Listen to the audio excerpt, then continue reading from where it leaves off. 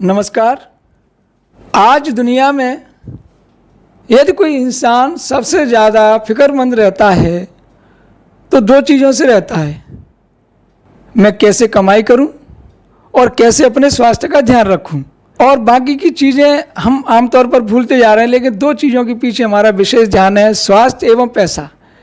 अब पैसा होगा तो स्वास्थ्य भी होगा और स्वस्थ होंगे तो पैसा भी कमा सकेंगे, दोनों एक दूसरे के पूरक हो रहे हैं। तो इसी संदर्भ में हम आज अपने दर्शकों को एक ऐसे मेहमान से मिला रहे हैं जो स्त्री रोग विशेषज्ञ हैं।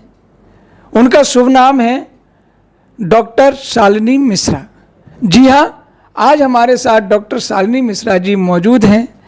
आज हम उनसे जानेंगे आपके स्वास्थ्य से संबंधित कुछ बातें, खास तौर पर महिलाओं के स्वास्थ्य से संबंधित बातें जिनको आपको ध्यान से सुनना है, ये आपके जीवन के लिए बहुत उपयोगी हैं। तो आइए सीधे हम डॉक्टर साहब से बात करते हैं। मैम, आपका हमारे light of nation news channel में स्वागत है।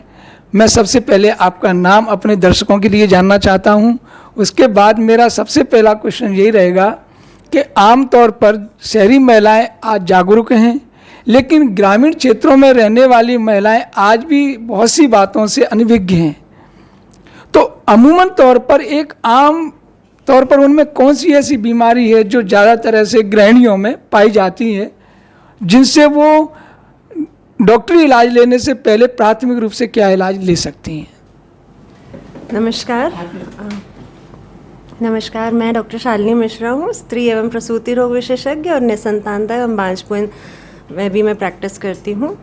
और जैसा कि सर ने कहा, मैं आरएल हॉस्पिटल में पदस्थ हूँ, अपनी सेवाएं दे रही हूँ।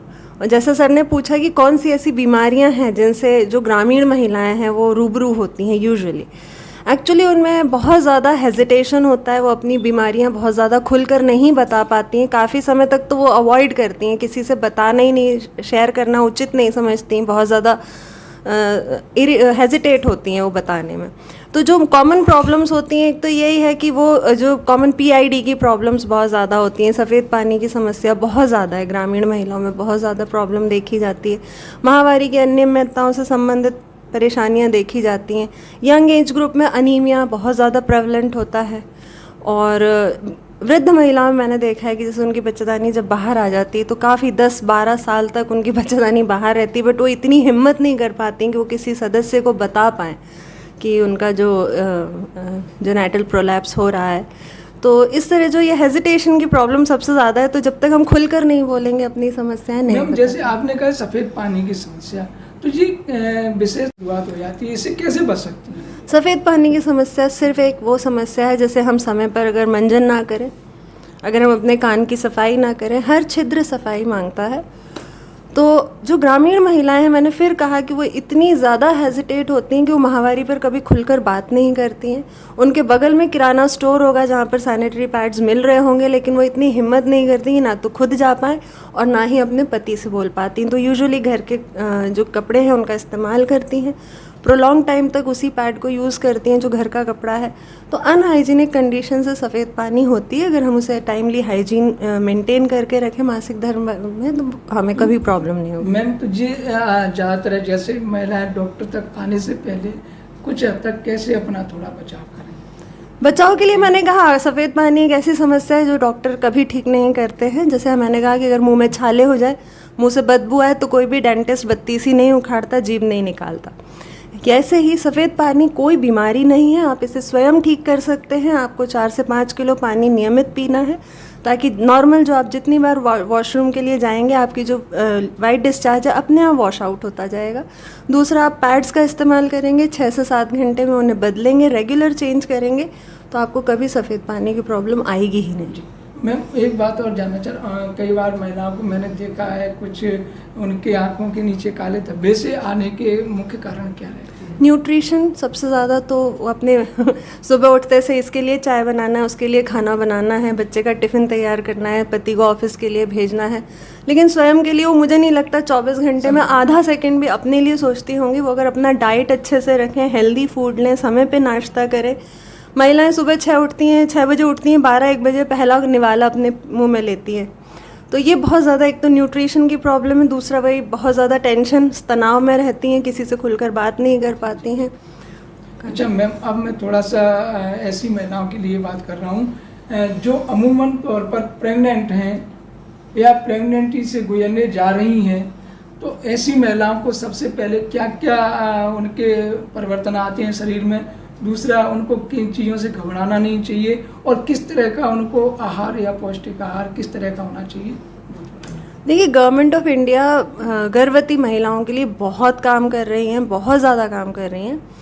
ग्रास रूट लेवल वर्कर्स, आशा, एएनएम को डोर टू डोर भेजा जाता है उन्हें आयरन की गोलियां खिलाने के लिए, उनका नियमित वज़न, उनका बीपी नाप करने के लिए। तो वैसे तो बहुत ज़्यादा सुविधाएं, लेकिन फिर भी मैं ये सजेस्ट करूँगी कि इतनी सुविधाएं होने के बाद भी जच्चाएँ मुश्किल से 9 महीने में अगर एक बार भी अल्ट्रासाउंड के लिए आ जाएं तो बहुत बड़ी बात होती है। तो घर वालों से निवेदन है कि 9 महीने को है हम 3 भागों में बांटते हैं, पहली तिमाही, दूसरी तिमाही और आखिरी तिमाही। तो इन 3 तिमाहियों में एटलीस्ट आप बड़े शहर में आएँ और अपनी जांच कराएंगे। यूजुअली छोटे शहरों में कुछ कुछ कॉम्प्लिकेशंस लास्ट टाइम पे होते हैं, फिर वो रेफ़र कर दिए जाते हैं। तो एटलीस्ट 3 चेकअप हायर सेंटर पे ज़रूर कराएं। अच्छा, ये भोजन की मैंने बात और करी थी, किस तरह का भोजन जो है वही हेल्दी डाइट ज़रूरी है, जिसमें जैसे कि अनार है, पालक है, चुकंदर है, गुड़ पट्टी है। यूजुअली यहाँ कहते हैं गुड़ गर्म होता है, लेकिन गुड़ रिचेस्ट सोर्स ऑफ आयरन होता है। तो अगर वो गुड़ पट्टी, चने में गुड़ मिलाकर खाती हैं, अनार चुकंदर का सेवन करती हैं, तो ये जो चीज़ें हैं ही। फ्रूट्स हेल्दी होते हैं, तो फ्रूट्स लेने चाहिए उन्हें। अब थोड़ा सा मैं इन चीज़ से अलग हट के क्वेश्चन और कर रहा हूँ। कुछ महिलाएं आमतौर पर एक चीज़ से बहुत ज़्यादा दुखी रहती हैं, वो है बच्चा ना होना। तो आज कई निसंतान दंपति अपने आप को कोसने लगते हैं, या आपको पता है आज हमारा एक परिवेश ही ऐसा है कि ऐसे लोगों को सामाजिक तौर पर भी महिलाओं को ज़्यादातर उन पर उंगली उठाने लगते हैं कि इनके बच्चा नहीं है, ये ऐसी। तो ये बच्चा ना होने का कारण क्या है, और ऐसे लोग जो आज इस सुख से वंचित हैं वो कैसे अपना संतान प्राप्त कर सकते हैं, या अपनी वो जांच किस तरीके से करा सकते हैं? जी, मैंने 2-4 क्वेश्चन इसी में एक क्वेश्चन में डाले हैं, वो आप थोड़ा। निसंतानता, हाँ, आज बहुत रेस पे है, बहुत हाइप पे है। काफ़ी फैमिलीज हमें इनफर्टाइल कपल्स मेरे पास बहुत आते हैं जी। उसका बेसिक कारण तो मैं आपको पहले बताऊं कि निसंतानता परिभाषा क्या है। परिभाषा ये है कि जब 1 साल तक अनप्रोटेक्टेड इंटरकोर्स किया जाए, उसके बाद भी अगर महिला कंसीव नहीं करती है तो ये निसंतानता है। अब किसी का पति है, आर्मी में है, फौज में, 6-6 महीना घर नहीं आ रहा, शादी को हो गए हैं 1 साल 1.5 साल हो गए, लेकिन पति मुश्किल से 15-20 दिन रहता है, फिर चला जाता है, फिर 1 महीना रहता है, फिर चला जाता है। इसे हम निसंतानता नहीं कहते हैं। 1 साल तक नियमित अनप्रोटेक्टेड इंटरकोर्स के बाद भी अगर कंसीव नहीं हो रहा है, वो निसंतानता है।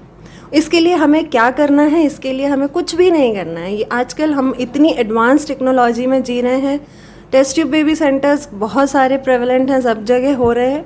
हम शुरुआती दौर से शुरू करते हैं दवाइयों से, प्राकृतिक तरीके से, और फिर धीरे धीरे सीढ़ियाँ चढ़ते चढ़ते 1 साल के समय में हम टेस्ट ट्यूब बेबी का सफ़र तय करते हैं। अगर हमें 12वें 11वें महीने में भी हमें लगता है कि अब ट्रीटमेंट नहीं है, तो टेस्ट ट्यूब बेबी तो है ही है इलाज। तो निसंतानता बिल्कुल एक वो प्रकोप नहीं रहा है, अब उसका भी ट्रीटमेंट अवेलेबल है।